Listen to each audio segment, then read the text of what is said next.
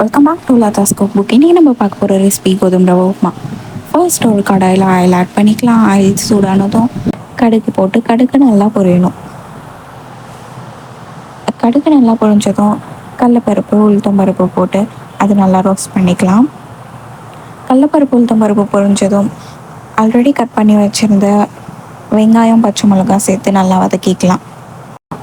இது லைட்டாக வதங்கினதும் வெஜிடபிள்ஸ் சேர்த்துக்கலாம். நம்மக்கிட்ட என்ன வெஜிடபிள்ஸ் இருக்கோ அதை சேர்த்துக்கலாம். நான் இன்றைக்கி உருளைக்கிழங்கும் கேரட்டும் சேர்த்துருக்கேன்.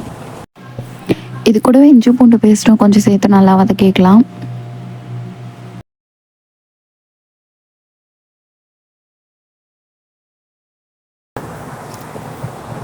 ஸோ எண்ணெயிலே லைட்டாக மிளகாத்தூள் சேர்த்துருக்கேன், கொஞ்சம் கலர் கொடுக்கும் அதுக்காக.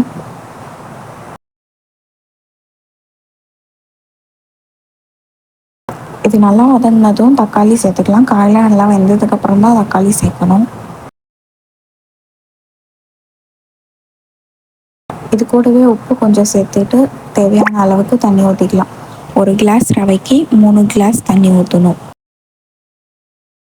தண்ணி நல்லா கொதிச்சதும் கோதுமை ரவை ஆட் பண்ணிக்கலாம். கோதுமை ரவை ஆட் பண்ணி நல்லா மிக்ஸ் பண்ணணும், இல்லைனா அது கட்டி கட்டியாக ஆகிடும்.